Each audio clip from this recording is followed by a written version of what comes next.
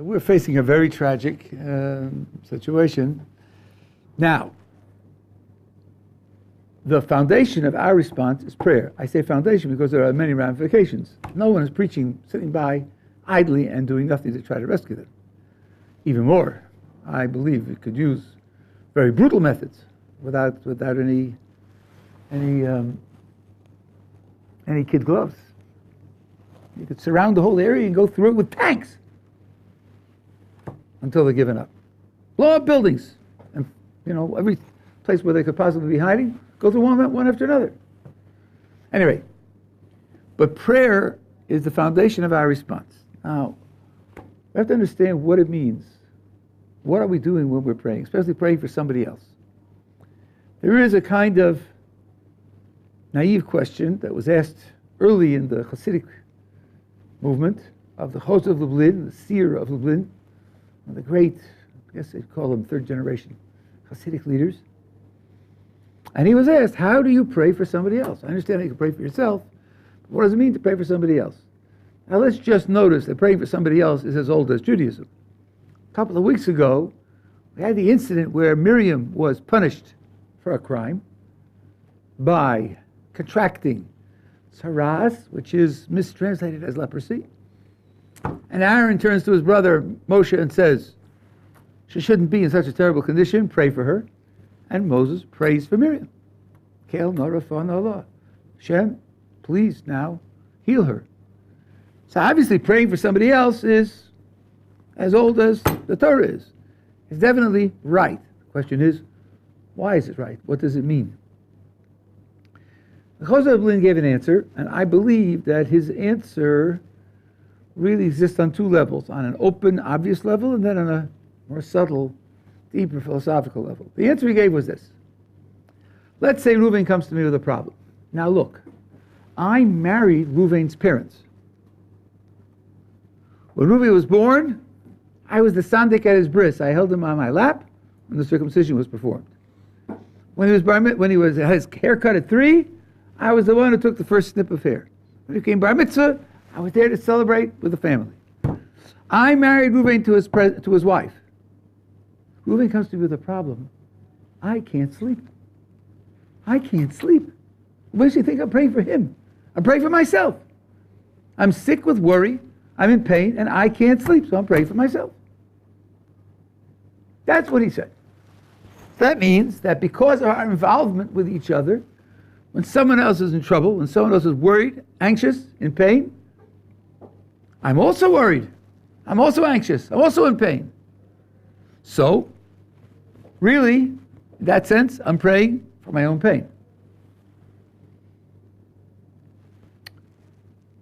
The logic of it, I would say the ethics of it, works like this. Let's suppose a person is in trouble because he deserves it. He deserves it. He's done something wrong, and this is what's required to punish him, to cleanse him. And what he's suffering, he deserves. But now, if I'm involved with him, or I become involved with him, when he suffers, I'm in pain. Now there's a new calculation. Do I deserve it? Do I deserve to be in pain because of his situation? You can have a situation where he deserves to be in pain, but I don't deserve to be in pain because of him. Now, so to speak, God has to make a compound calculation.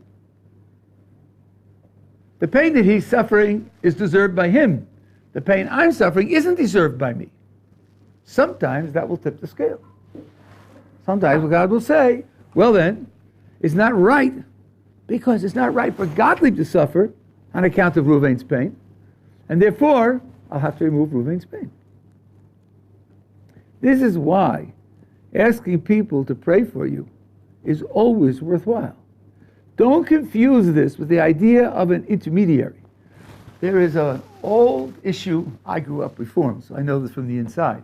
And I'm sure it's still the same issue, same false issue, that we don't believe in intermediaries. We believe that each person has a direct ability to address God, and God hears him individually. And there's no such thing as an intermediary between every Jew and God.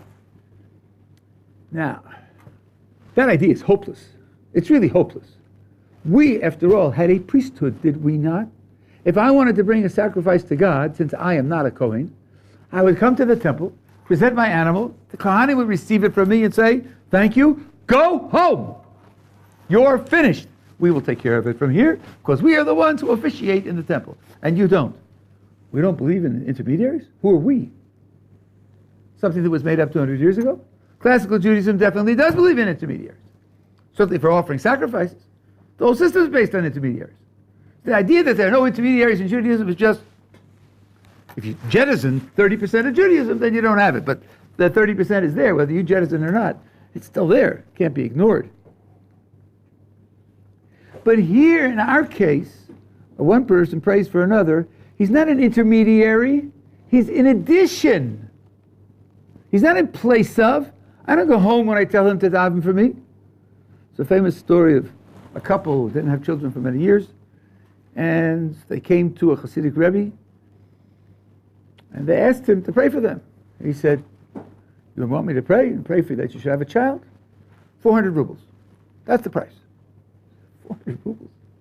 We don't earn 400 rubles in 5 years. Is that too bad? That's the price. You want a child? It's 400 rubles. You don't have one? You don't have it? So you don't have it. They plead with him and beg him. And he's stoned. 400 rubles are nothing. Finally, in despair, they turn around to go. At the door, on the way out, the wife says to the husband, okay. So he's refusing to help us. We'll just have to pray for ourselves. Oh, Rabbi heard that and he called them back in. What did you think? You're coming to a miracle man? He's going to pray for you, go home and sleep well? I'll add my prayers to yours. I'm not going to pray in place of you. So it means that the person praying for you is not an intermediary between you and God. Of course you have your direct pipeline to God in prayer. But you're adding his prayer. And when you add his prayer, then you add his merit that your problem, what's facing you, what's causing you pain, is now causing him pain also. And God has to make the calculation that maybe, whatever your failures are, he doesn't deserve to be in pain because of what he's inflicting on you. And you can avoid the pain and avoid the punishment, or at least this particular type of crisis, because the other person is praying for you. That's the idea on the surface of praying for somebody else. That's implied by directly by what the Chosed Bolin said. And I think that's the first level. And this is practiced throughout Jewish history and throughout our experience. Even when you have no idea personally who the person is, if you know the person's identity and you know what the person is suffering. About 6 years ago, there was a class trip of girls from Brooklyn. They went to Massachusetts. They were hiking through a forest, and one of the girls got lost. Well, it took maybe a half hour for all of Brooklyn to know. And then from Brooklyn, they went, out through the world, and people all over the world were praying for this lost girl. Who is she? She's the girl that got lost on the trip to Massachusetts. That's who she is. That's enough. By the way, when Moses prays for Miriam, he doesn't use her name. He just says, please heal her now. From which we know you don't have to know the name. You do not have to know the name of the person you're praying for. It's enough to just have that person in mind. And there were, who knows how many thousands of people all over the world praying for this girl who was eventually found safe. When the Soviet Union still existed, and Soviet Jews were under terrible, terrible restrictions and persecution, Jews all over the world were praying for them, that Hashem should protect them and help them and enable them to leave the Soviet Union. And there's a group. Praying for one another is something which is universal because it signifies, as the Chozeh of Lublin said, it signifies our connection with one another. This is not just an exercise in fantasy. The story from that time of the girl who was lost in Massachusetts, of a teacher in Los Angeles who was teaching a class, and she got a message, and she burst into tears in front of the class. So the class said, "Why are you crying?" She said, "Because this girl was lost in Massachusetts. Now they found her. The tears of relief."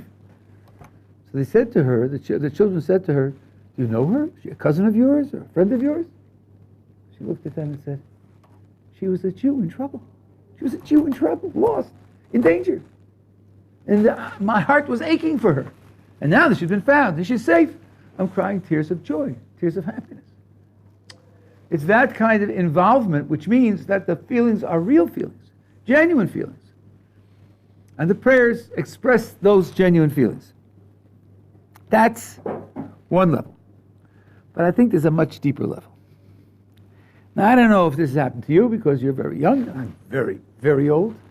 But there used to be a style of moving picture before I stopped watching movies called the Western, the old-time Western movie. About the Wild West in the 19th century, 18th century. And there was a scene, a common scene which repeated itself over and over again. The two protagonists, two enemies, were at each other's throats, and they're in the street, the main street, dusty street, glaring sun, and one of them takes a stick and he draws a circle in the dirt around his feet, and he says, "I dare you to step over that line." Now what he means is this: that line divides me from the rest of the world. Inside that line is me. Outside is the rest of the world. If you step over that line, you're invading me, and I will kill you. I will kill you. That's the line of boundary. Don't step over that line. That was a very profound message. Individualistic America. There's a boundary between me and the world. Step into that line, and you're threatening my very identity, my very existence, and I will fight to the death to get you out. I think the Jewish understanding is that that picture is a mistake. That picture is a mistake. That there is an absolute barrier between me and the other. Everything outside the line is other, capital O. And everything inside the line is me, capital M. That's a mistake. The line is porous. The flow of identity identity can flow across the line, and drawing the line in that way is a terrible mistake. I want to explain to you something that Rav Desta says. It is very profound. I'm going to try to make it simple enough to present in maybe 15 minutes. It's in his essay on loving kindness, Kuntres HaChesed. I hardly recommend it to all of you. It's one of his classics. What he wants to tell us is that when the Torah says, love your friend as yourself, not neighbor, boys and girls, friend, love your friend as yourself, that's not just as much as yourself, which is one implication. And the commentators talk about, is it possible to love somebody else as much as you love yourself? Some say no. Some say no. It just means push yourself in that direction. But Dester has a much deeper message in that verse. He says, love the other, your friend, with your self-love. Love him with your self-love. Now, those words that I just spoke to them sound like a gross contradiction. How can I love him with my self-love? My self-love is directed to me. Okay, let's work on that. Let's work on that. Question number one, is it appropriate to love yourself? Is that a good thing? Is that part of Jewish spirituality? Doesn't it sound a little too egotistical? A little too selfish? Love myself? Maybe I should get out of myself. Maybe I should nullify myself, erase myself so I'll be available for others and everything else. Well, let's go back to the verse. The verse says, love your friend as yourself. Now let's suppose I love myself 0. Let's do a little math. Love your friend as yourself. I love myself 0, so it comes out that I love my friend 0. Does that sound like the right result? Doesn't sound like the right result to me. So something's gone wrong. And it can't be love your friend as yourself, because that's a quote from the Torah. So then maybe the premise, loving yourself 0, isn't quite right. Because that would drive you to the conclusion you should love your friend 0. And that's certainly not a right conclusion. Says Rav Dessler, I'll give you the headline and I'll show you how you're supposed to do it in practical terms. The headline is, spread yourself. Spread yourself onto, now I can't really say the other, because if I spread myself, he isn't other anymore. But spread yourself to include more, and then the self that loves itself will include the more that it's spread onto, and there'll be a commitment to all of that more as part of the self-commitment. Here's how it works. Let's suppose I invest in somebody. I give time, effort, advice, training, money, concern, love, support. I invest in somebody. When I invest in somebody, then I identify with that somebody. When I identify with that somebody, the self, which used to stop at the limits of my skin, like the line in the dirt that the cowboy draws, that self spreads out and includes more. And then, strictly speaking, we shouldn't think of it as my self, where my refers to Gottlieb. It is a self that covers more ground. It's a self that's more inclusive. And if self-love remains self-loving self, but it includes more, then that very self-love can be used to connect with where it's spread. Now don't say an other, because it isn't an other anymore. It's part of self. It can connect, and all of it can work on behalf of all, rather than it being complete barriers. Let me give you some trivial examples, so that I hope the idea will be very clear. You're not parents yet, but you will be, Mitzvah Hashem, and this probably will happen, because it happens to almost all parents sooner or later. And this may have happened to you with younger siblings.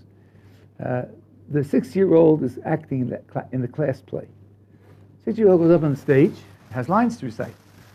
Comes the turn of your child or your sibling, and the child looks blankly and forgets the lines. How do you feel? You feel awful. Your stomach is in your shoes and you're dying, you're sweating. The child doesn't feel that bad. The child doesn't remember the lines. So the teacher says, and the child says, oh, right? Goes on, says the lines, You're dying, but the child, why are you dying? It's a child on stage, not you, because it's your child. You identify with the child. When the child's on stage, you're on stage with the child. You feel it as if you were up there. You don't take into account the fact that the experience for a 6-year-old is not the same as the experience for a 26-year-old. But you're on stage with the child because you identify with the child. Now, why do you identify with the child? Largely said that's because you've invested in the child. Because you loved, supported, given, taught, explained, trained the child. So you're on stage together with the child. Here's an even simpler example. Maybe you've done this. Maybe you remember when you were a kid you do this. Many schools have children grow grass. Take a glass, put dirt in it, put in grass seeds, water it, and keep track. Write down. I saw tendrils come out of the seeds. I saw little things pushing up. They broke the surface day by day. Keep a diary, and the grass is growing. Right. Now imagine this is in Texas in July, and the child, summer school, and the child's growing his grass. Right? Let's imagine there's a drought, and for miles, all the lawns have turned brown. If this child's grass growing indoors in the kitchen is doing well, this child's going to be happy. Because his grass is growing. The outside, the lawns and everything else, his grass is growing. Now, let it be a beautiful spring, and every lawn is luxurious, and his grass is wilting, his grass is dying, he's going to be devastated, because it's his grass. It's grass! Ribono shel olam, it's grass! What is the importance of grass? Because he watered it, he put the seeds in, he watered it, he's keeping track of it. It's his grass, and when it fails, he fails. And when it succeeds, he succeeds. Here's an exercise that was done in a women's group, psychology group, my wife told me about. The moderator told the women, I want you to go home and take a raw egg and put it into your purse and carry it around with you for a week. You can cushion it as you like. Put it in cotton or soft cloths or sponge rubber or something. Carry it around with you in your purse for a week.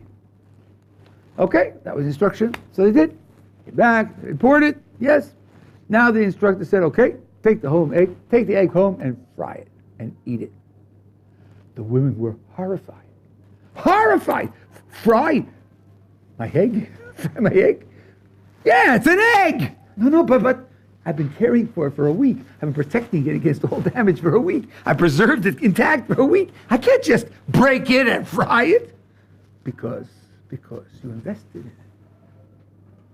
Shel Salanter was on his way home on a train. Although he was a great scholar and a great leader, as our leaders do, just like everybody else, and wasn't observably different from anybody else. Riding on a European train, they have small compartments, 6 people in a compartment sitting on opposite on benches. And a young Jew gets in, Jew in his 20s, and behaves in a very offensive, irritating manner, very self-centered manner, and insulting. And of course, Salat doesn't say anything, but that's the way he behaves. As Providence would have it, when Shel Salanter got off the train, this fellow got off also. There were some people there to meet Rabbi Israel, and he assigned one of them to follow him and find out what he's here for, what he's doing. Came back and told him he had come from some city to be tested in the laws of Shechita, ritual slaughter, to become certified as a ritual slaughterer. Fine. Rabbi Israel said, track him and see what happens. Goes to take the test, and he fails. Okay, he's coming from that foreign town. He doesn't have much money. He comes and he fails the test. He's in trouble. Israel sent a messenger to him and said, I understand you failed the test. I'm offering you. Come and live in my house. Eat at my table. I'll teach you the laws so you can pass the test. He has no choice. He comes. He recognizes Rabbi Israel from the train, and he begins to wonder, why is this man doing this? I really didn't behave nicely on the train. Didn't occur to me then. I didn't care because they're strangers. Now he's taking this interest in me. Israel kept him in his house for months, trained him, and finally he passed the test. As he was about to leave, he said to Rabbi Israel, you know, I remember the train ride. I remember the way I behaved. I'm amazed. I'm astonished that you took such care of me when I behaved so badly. Why did you do that? So Israel said, it's my policy when someone behaves badly to me to forgive him on the spot. That's my policy. But how do I know that I succeeded? How do I know that in the depths of my heart I really succeeded in forgiving you? Or maybe, unconsciously, I'm harboring some hatred for you. But I know that if I invest in you, if I teach you the laws, I want you to pass the test because I taught you the laws. So I'm on trial just as you're on trial when you do that. And I want you to be successful as a slaughterer because I trained you to be a slaughterer. Now I know I want your good. I know I want your success. In that way, I can make sure that I overcame my ill feeling. If I had any ill feeling for you, that I'd be able to overcome it. By investing in another person, you identify with the other person, and identify means that the identity spreads to cover the other person. Identity spreads to cover the other person. Now we're getting closer to understanding the formula that I said in Rav Dessler's name, that with self-love, there can be love between people. Because the self that used to stop at my skin doesn't stop at my skin anymore. It includes, let's say, Ruvain. There's a self that includes Gottlieb and Ruvain. Now, when that self loves itself, Gottlieb and Ruvain are carried up into that same love, at least from the side of Gottlieb. We'll come to reciprocity in a minute. At least from the side of Gottlieb. So now, the self that used to stop at my skin expands to include him. And then that self loving itself means that this part, the Gottlieb part, is going to be committed to the welfare of the Ruvain part. with the same self-love? Okay, in order to clarify things, let me ask you a kasha. When I first read this, I misunderstood it, and an objection occurred to me. And I thought about it, worked on it, discussed it with people, and I realized that I was guilty of a confusion. Since I was guilty of that confusion, maybe it'll help if I express it and then make sure that it's not, you're not sharing that same confusion. So the self expands. The self oozes through the line in the dirt and comes to embody, to embrace Reuven as well. Isn't this a kind of imperialism? A self-imperialism? Am I not sort of making Reuven into an appendage?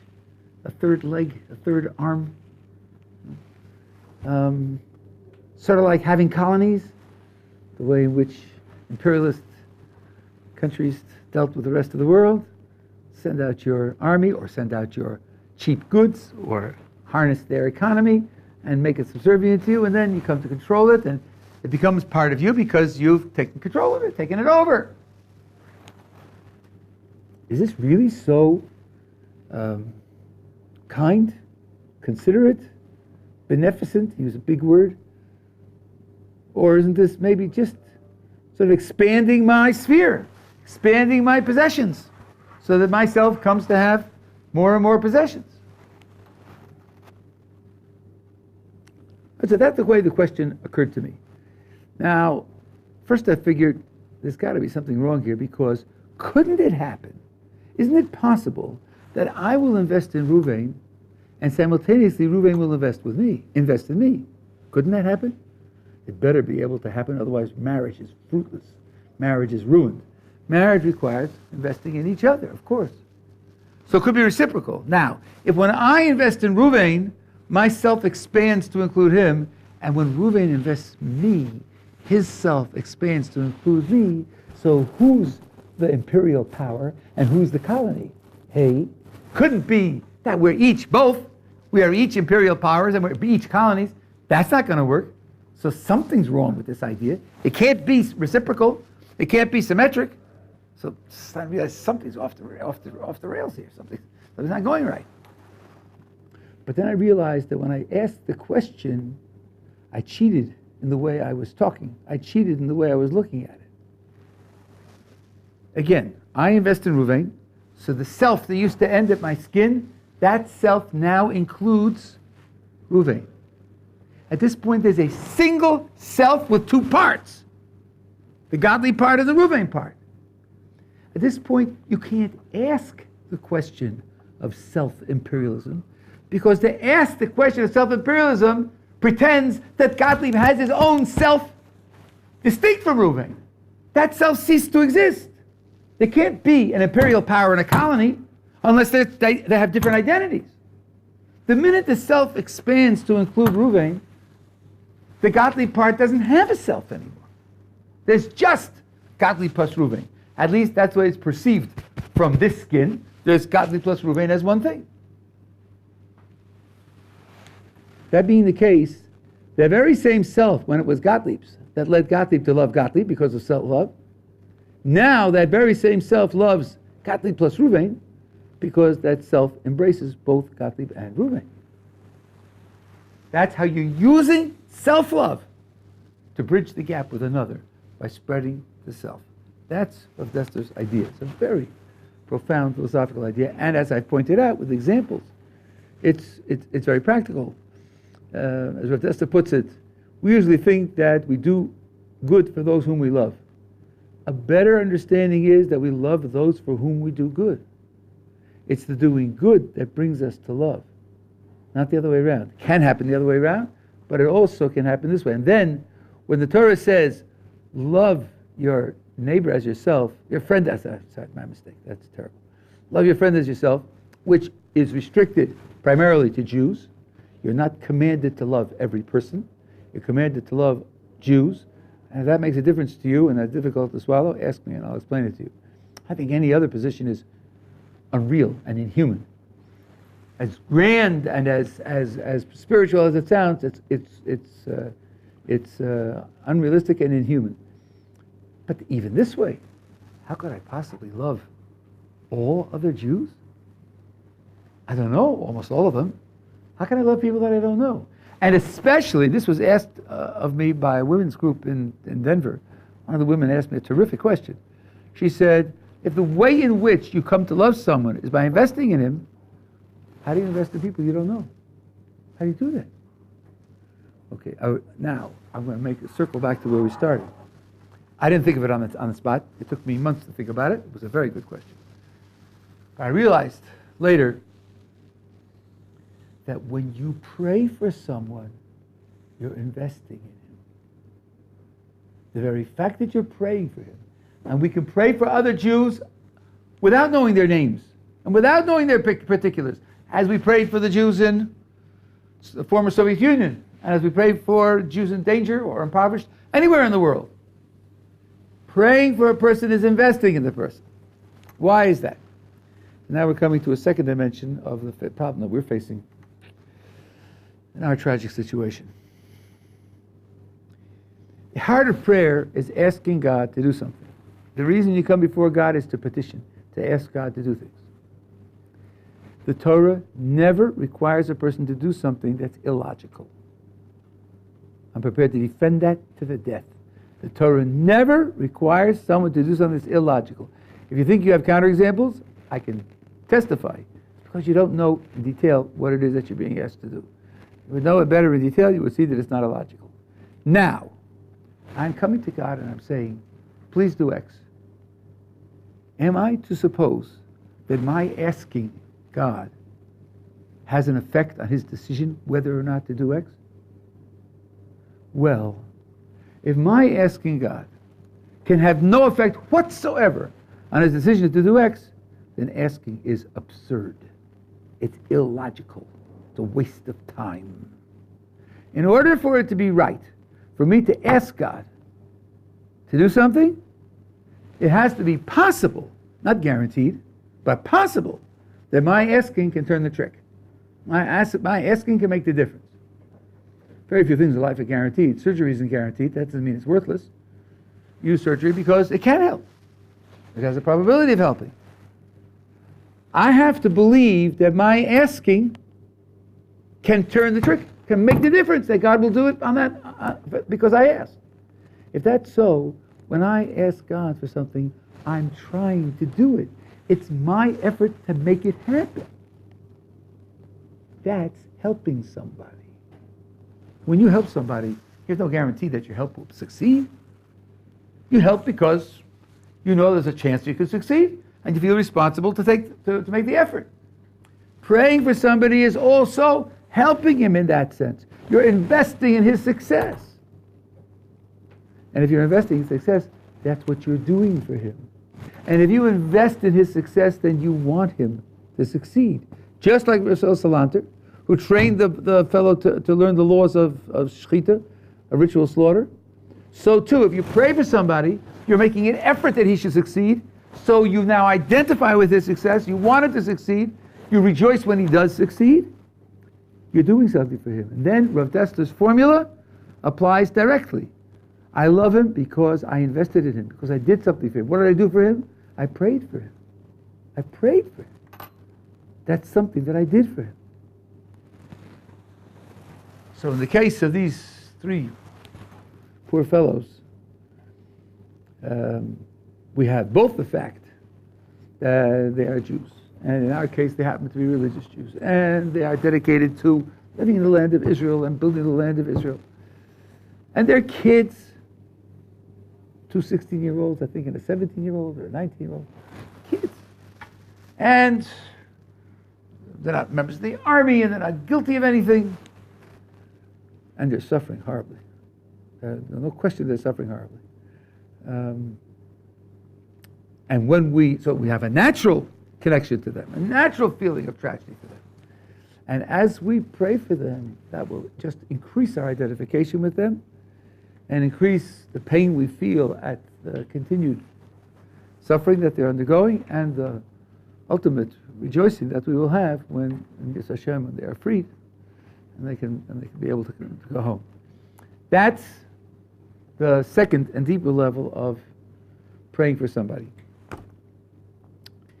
Now, Rav Dessler asks, does this apply to love of God also? Now we seem to be getting into tricky territory. Love of God. Let's see. The formula is, you want to come to love, then invest. Do something for. And when you do something for, then you come to identify. When you come to identify, so then that's expressed in love. You want the one you identify with to succeed. You're happy when he succeeds, etc. The answer is yes. Even in this sense. Even in this sense it works. There's a statement in the Talmud, Ezu Chosid, who is a practitioner of loving kindness. Chesed means loving kindness. Chosid means practitioner of loving kindness. Same word. Who is truly a Chosid? Hamischasedim kono, someone who does loving kindness to his creator. Yes, I know koneh means to own, but in God's case, he owns because he's creator, so he refers to him as creator. He does loving kindness with his creator. Now, let's think. How is that supposed to work? Does loving kindness with his creator? A loving kindness means you give what's needed, what will really be good, what will really improve the other. Does God need anything? Can you really improve God, improve God's condition? Wouldn't those words just be nonsense? But they aren't nonsense. The Talmud said it, after all. You are a practitioner of loving kindness if you practice loving kindness vis-a-vis your Creator. The short answer, I'm covering up the whole mountain of philosophy. The short answer is this. God presents himself to us as a creator with a project. The world was created for a goal, for a purpose. And he made the achievement of that purpose dependent upon us.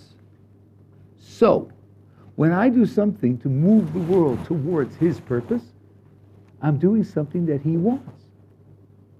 I'm providing him with something that's what he's committed to. Something that's good for him because that's what he chose. I'm talking about God now. When human beings choose, it's often not good for them. When God chooses, it's good. So I can invest in God. I can do something to bring the world closer to his purpose for it. And in that way I can, so to speak, improve God's position. That way I can invest in God also. And when I do that, I come to identify with God just as I identify with anything I invested. If I invest in moving God's project forward, then I want God's project to succeed because I'm in it. Or better, because the self has spread, the self that used to be limited to the external point of Gottlieb's skin, that self has spread to include God's project. And now, with my self-love, that expanded self loves itself, and that involves God's project as well. So that in that way, the person can use investment, even in God, to generate love vis-a-vis God. And that is expressed even in prayer. Because there's a passage in the Talmud of Brachos where God says to Yishmael Kohen Gadol, the high priest, pray for me. It's astonishing. God says to the high priest, pray for me.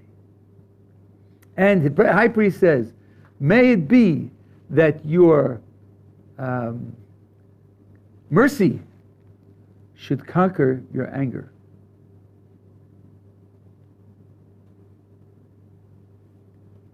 Give me a blessing, God says to the high priest. May it be that your mercy should conquer your anger. Now there's a lot built into that description. But the idea is that God has different ways of relating to the world, different principles relating to the world. Sometimes they contradict one another.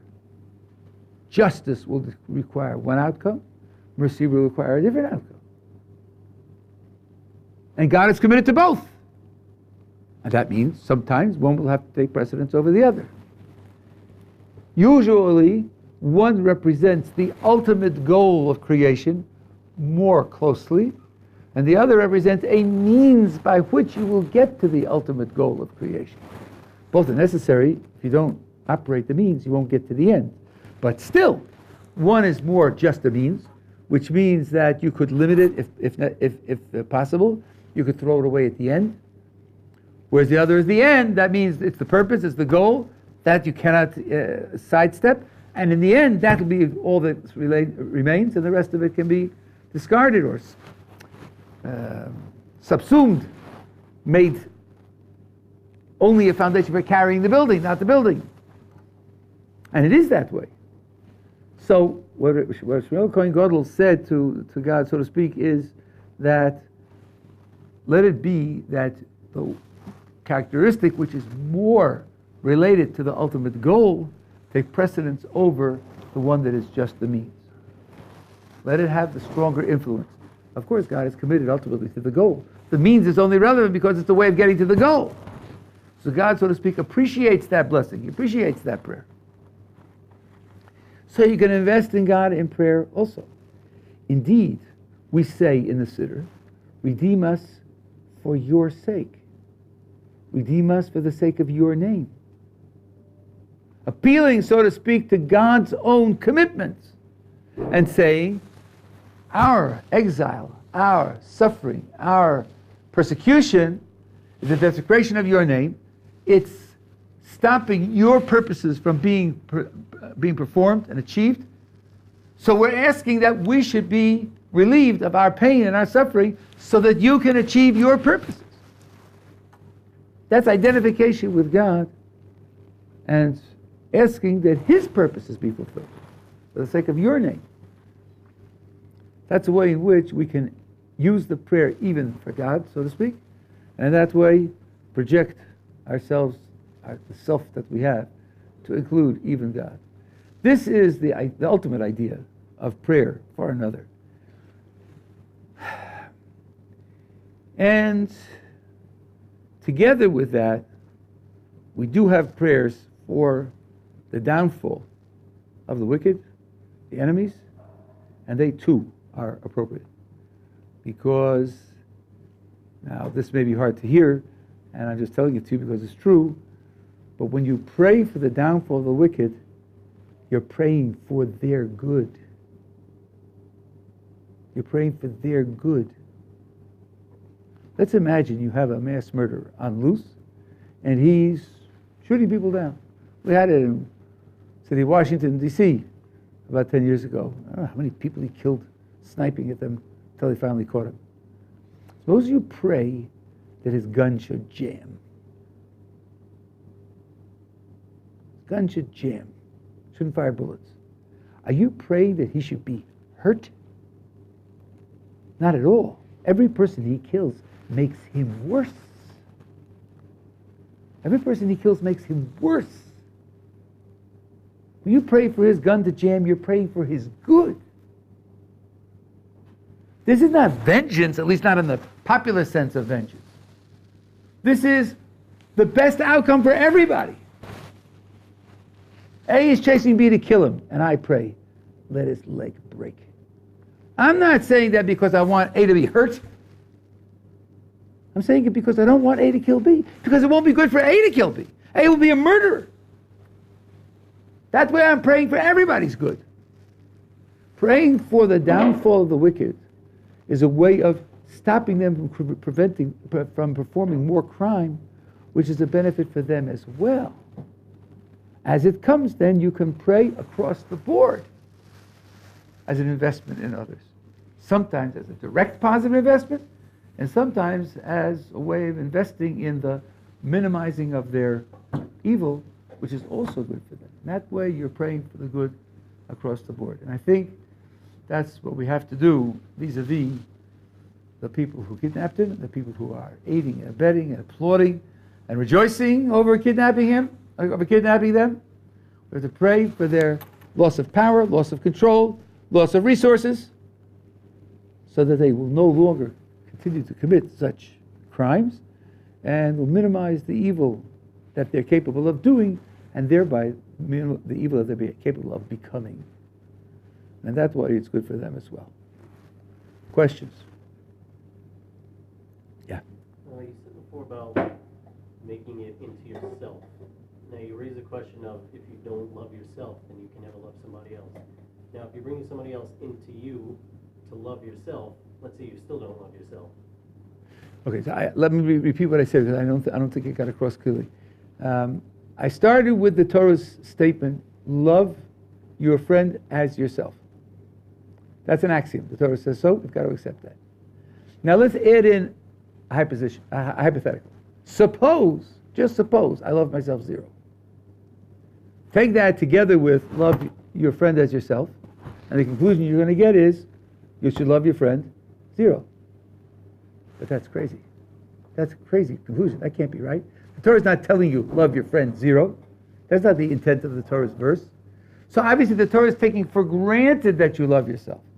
That's a given, and it's good, and it's right, and it should be reinforced. You should definitely love yourself. We're not talking about how you do that. That's a given. That's a starting point. I think it's natural for everyone. Trouble is that in the name of religion, people feel embarrassed about it. Oh, gee, I shouldn't love myself. It's too selfish, too egotistical. I should forget about myself. What I'm pointing out is that that's not a right move. You shouldn't forget about yourself. You shouldn't stop loving yourself. No, the Torah is taking for granted that you will love yourself. The question now becomes, I love myself, and the Torah says, use my self-love to love others. How does that work? That's where Rav Dessler comes in and says, the way it works is by investing in the other. Self spreads to include the other. I'm not using the other to love myself. I'm taking for granted that I start by loving myself. I'm expanding my love of self to include the other. So you hear a lot about nullifying the self. And one has to be very careful about that. You can't end up with loving. You know, maybe I should mention this also. There's a poster that used to be popular. Somebody gave us a picture of a child with a very, I would say, defiant look on his face. And he says, I know I'm something because God don't make junk. Right? Right. God don't make junk. So you are not junk. And if you appreciate God and you appreciate God's works, and you should love God for the great works that He made, then you should realize your own greatness also, and love God for the greatness that He gave you. Moshe Chaim Luzzatto, in the Path of the Just, so-called, Mesilas Yesharim, says, what is pride? The terrible, terrible failure of pride is to take credit for your greatness. To think that you are worthy of praise and credit for your greatness. What is humility? Not to take credit for your greatness. Notice that both pride and humility start with a recognition that I am great. If you think you're nothing, if you think you're worthless, that's not humility. That's just dumb. You can't be nothing. You can't be worthless. God doesn't make junk. Humility doesn't mean I'm nothing. Humility means the greatness that I have, great qualities, great caring, great sensitivity, great abilities, are gifts. They're gifts. I didn't manufacture them. I didn't create them out of nothing. They're gifts. As gifts, they bring responsibilities. I don't deserve credit for them. I just deserve to be required to live up to them. That's real humility. So once you recognize that, then you understand that you can love that greatness that God gave you. As my wife says, you're supposed to respect other people. Why do you respect other people? Why should I respect another person? What's in a person that demands respect? If he isn't industrious, isn't learned, isn't practical, doesn't make good decisions over his own, why should I respect him?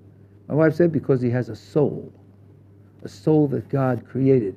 That soul is great. He may not be using it correctly, he may not be developing it correctly, but God invested a soul in him. That makes him worthy of respect. Well, you know what? And she said this also. God invested a soul in me also.